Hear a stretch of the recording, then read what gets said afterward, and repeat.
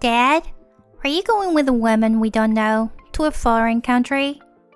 Upon hearing his daughter's words, my husband was speechless. Huh?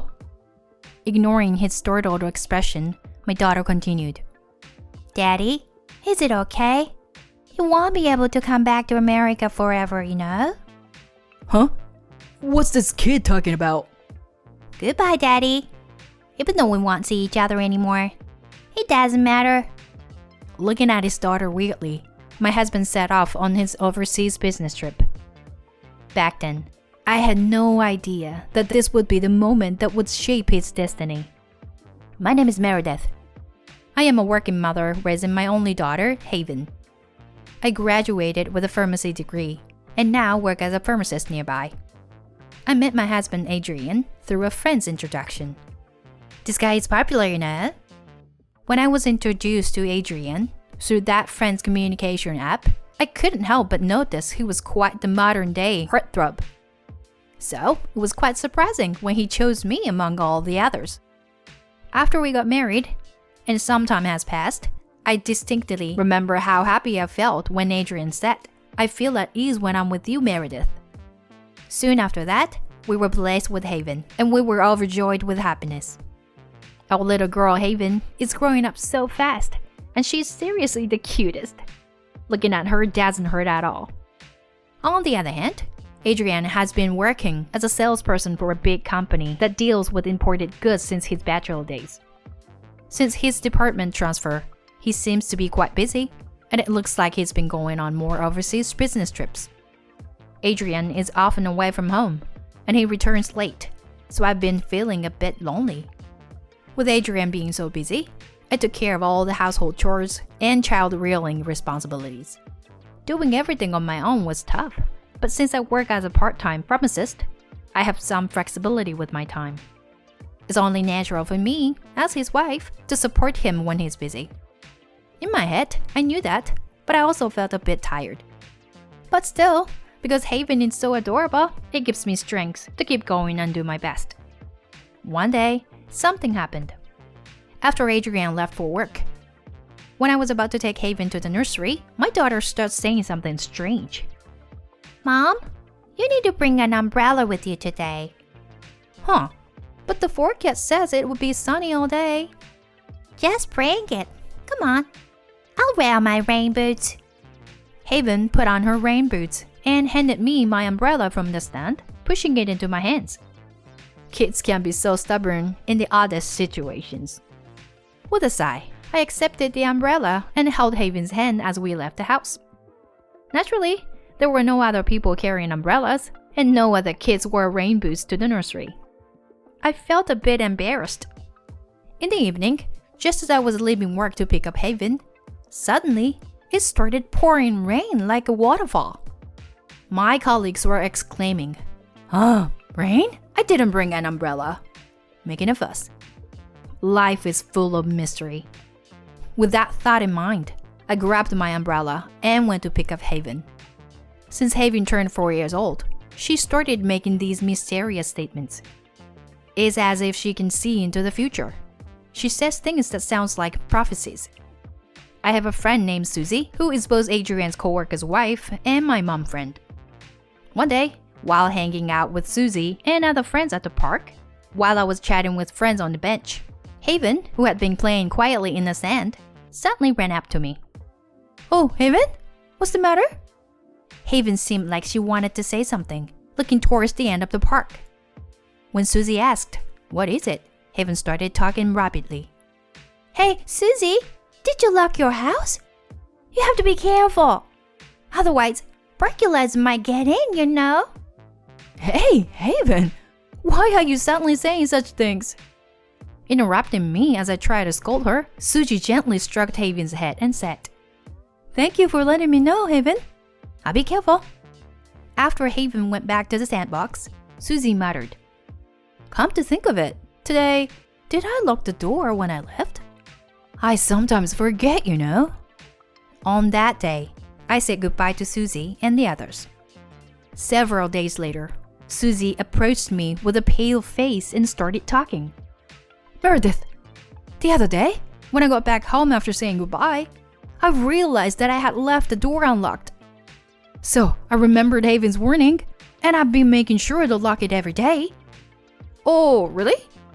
Yesterday, the police came because there was a break-in in a neighboring apartment. It was so shocking. I'm really glad I had locked the door. Thanks to Haven. Oh my. It's just a coincidence, right? But I'm glad you didn't experience any harm. While I gave that response, I was secretly surprised. Perhaps Haven had some kind of mysterious power. Even though I used to be skeptical of anything unscientific, I was gradually starting to entertain the idea. I decided to share that experience with Adrian when he returned from work. Something strange happened today. I can't help but wonder if Haven had some kind of mysterious power. At that, Adrian chuckled dismissively. What? There's no way something like that exists, right? But it just doesn't seem like a mere coincidence. I'm tired from work. I don't want to hear such nonsense. Adrian casually loosened his tie as he said it. His words stung a little, and I felt hurt. Not too long ago, discussing Haven with him was a daily habit for us. Recently, he's been coming home even later, and his attitude towards Haven has turned colder. Hey, Adrian, has something been bothering you lately? He momentarily showed a hint of unease on his face, but quickly returned to a poker face. Something bothering me? What are you trying to say? You've been coming home late recently, and it's like, I feel you've been distant from Haven and me. Oh, that's it? I've just been dealing with a lot of work stuff. Don't worry about it. After saying that, Adrian went to bed ahead of me. I could only gaze at his bag in silence. A month passed, and Haven's 5th birthday was approaching. Haven's birthday fell on a Sunday. So, I suggested to Adrian that we go to the amusement park Haven wanted to visit on that day, and he agreed. Haven, you get to go to the amusement park on your birthday. Yay! With Mom and Dad at the amusement park. Haven's eyes sparkled as she started packing her bag, even though her birthday was still a week away. I watched her with a smile. On the other hand, the day before Haven's birthday, Adrian was late coming home again. Haven, let's go to bed early tonight. Tomorrow is the day we've been looking forward to at the amusement park. As I tried to put Haven to bed, she kept her eyes wide open. Haven? When I called her, she sat up and began taking out her belongings from my bag. What's wrong? We prepared everything for the amusement park trip. Haven responded with a face on the verge of tears. It's okay. I don't want to go to the amusement park. Huh? I can't go to the amusement park. But I can handle it, Mom. I comforted Haven as she suddenly burst into tears. Eventually, she cried herself to sleep. Why did this happen all of a sudden? But maybe her mood will change if we go to the amusement park tomorrow. With that thought in mind, I fell asleep without waiting for Adrian to come home. The next morning, I woke up and found Adrian wasn't there. While he often came home late due to work, this was the first time he hadn't returned at all. I panicked and called him. Hello? Adrian? Where are you now? Huh? At the office. He responded gruffly. Work got hectic, so I had to stay overnight. What? Today is Haven's birthday. We had plans to go to the amusement park. Oh, was it today? But I can't make it because of work. Before I could say anything else, the call was cut off. Since Adrian was using the car, I couldn't take Haven to the amusement park either. When I turned around, I saw Haven awake, looking at me intently. Haven, I'm sorry. We might not be able to go to the amusement park today. Disappointedly, I conveyed the news, and Haven casually replied, It's okay. I already knew it. But I want to go to the aquarium with Mom instead. The aquarium wasn't within a reachable distance by train, so I gladly agreed to her suggestion. Sure, let's go to the aquarium. Yay! It's not fair that Daddy always gets to go to the beach on drives. Wait, what? The beach? What are you talking about? Daddy's at work, remember? Haven didn't react to that and continued preparing for the trip to the aquarium. Although I felt uneasy, I spent the day at the aquarium with Haven. In the evening, Adrian returned home as if nothing had happened. I couldn't help but protest to him. Hey, canceling an amusement park. That's not fair.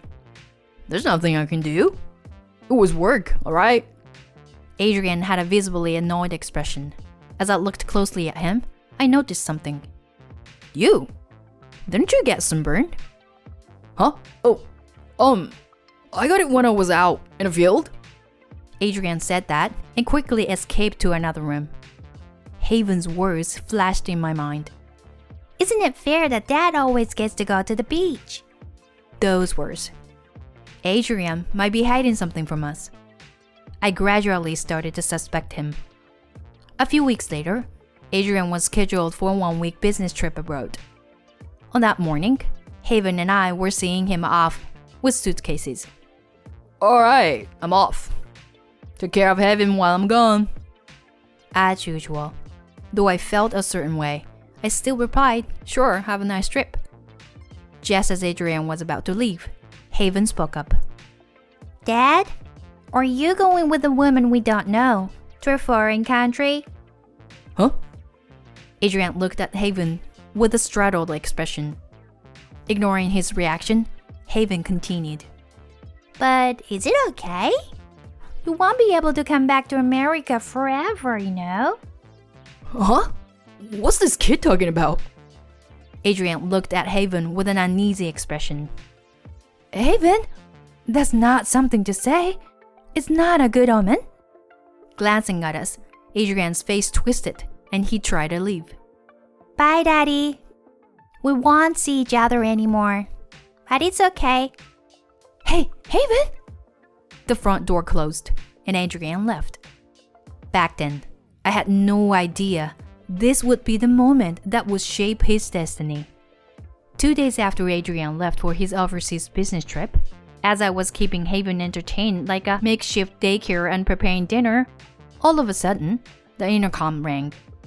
When I opened the door, there was my mom friend Susie. I was surprised by her sudden visit, but I decided to invite her inside because she mentioned that she had something important to discuss. I'm sorry to drop this on you suddenly, Meredith, but it might be shocking. Susie told me something that was shocking. 3 days later, I received an international call on my cell phone. Are you Mrs. Meredith Murphy? Mr. Murphy was involved in an accident here, and although he is conscious, his condition is critical. I'm an American staff member at the local hospital. Wait, what? My husband is in critical condition? Yes, there was a gas explosion at the hotel where he was staying. By the way, do you know anything about women who stayed in the same room? Her name is Sophia Drake. Upon hearing those words, my suspicions turned into certainty. No, I don't know her. Why would my husband be with another woman? If he is conscious, please ask him to get in touch with me. After concluding the conversation, I hung up the phone. 3 days ago, Susie informed me about something shocking. It was the fact that Adrian was having an affair with Sophia Drake, the manager of a small restaurant near his workplace. There were pictures circulating of them entering a hotel together and having a date by the sea. I suppose Susie heard about this from her husband, who is also Adrian's colleague, and then she reported to me. Among the pictures that were circulating, Susie showed me the one where Adrian and his mistress were on a date by the sea.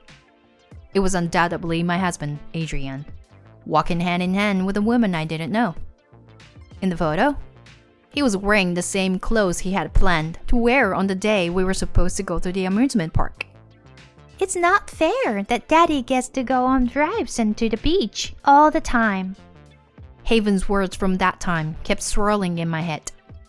Adrian's affair seemed almost certain, and I had planned to confront him when he returned. But just then, I received that international call. According to Susie's information, Adrian's overseas business trip was a lie. He had actually taken a week of paid leave. The person on the phone earlier was also from a different resort location, not the supposed destination Adrian had mentioned. So, Adrian must have had the affair while on the cheating trip. How ridiculous. I realized that my feelings for him had completely disappeared. Just then, the phone rang again. This time, it was Adrian himself calling. Hello? Is that you, Adrian? Meredith, did you hear? I had an accident during the business trip. In response to Adrian's weak words, I calmly replied. What happened? Are you alright? There was a gas explosion at the hotel where I was staying. It was a massive blast, and I got trapped under debris. Oh, that's terrible. Meredith, my nerves are damaged, and I might end up bedridden. What should I do? With this condition, I won't be able to come back to you. As Adrian cheerfully spoke, I gave an indifferent response, and he became emotional on the phone. What's with that response all this entire time? Aren't you worried? I'm going through such a hard time, and you don't even care? I forced a smile while on the phone. Of course, I'm worried. About Sophia Drake as well. Is she okay? Huh? Adrian was speechless on the other end of the line. Did he think I didn't know about her? With a smile, I continued. Seems like you both had a nice time at a couple's resort. Enjoyable, huh? Meredith, wait! It's all a misunderstanding. I just happened to be with her by chance. Even now, Adrian refused to admit the truth. My patience had run out. I felt something inside me snap quietly. What do you mean by chance? It's easy to find out you both traveled together. Besides, rumors have already spread at the company. And there are photographic evidence of your affair. Don't try to escape from the truth now. Wait! What are you talking about? Meredith? Why are you saying this? After taking a deep breath, I uttered in a low voice. We're getting a divorce. You don't need to pay any alimony with that body of yours. Instead, I'm taking all our shared savings. What? Divorce? Adrian sounded visibly panicked on the phone. In response, I coldly declared, Yes, we're getting a divorce. I'll ask a lawyer to start the proceedings right away. Is there something bothering you? But who will take care of me if we get divorced? I'll be bedridden. I sighed in exasperation. Though I wanted to yell at him, I needed to stay composed. After all, he was still somewhat important. After cheating and neglecting your family, it's audacious to expect me to take care of you during your illness. I don't want to be a part of it. But this is... Why don't you ask your affair partner for help? And make sure you stay away from me and Haven forever. Okay, goodbye. Wait, Meredith! Meredith! Ignoring the desperate cries from the other end, I hung up the phone. After that, with the help of a lawyer, our divorce was finalized. Instead of alimony and child support, we agreed that I would receive all our savings. Rumor has it that the affair partner quickly disappeared from Adrian's life. Though I couldn't claim compensation, I no longer held a grudge against her. In the end, Adrian became bedridden for life. In his condition, he couldn't even fly back home and was likely to spend the rest of his life overseas. I heard his parents now attend to his care. I wonder how long they can keep up with the high medical expenses abroad. You won't be able to come back to America forever, you know? Haven's words turned out to be right on the mark. As for me, I moved to a new place and now live peacefully with Haven. She still occasionally makes mysterious remarks, but I choose to believe and act on them. I believe it leads to happiness. I want to keep getting along with Haven and live in peace together from now on.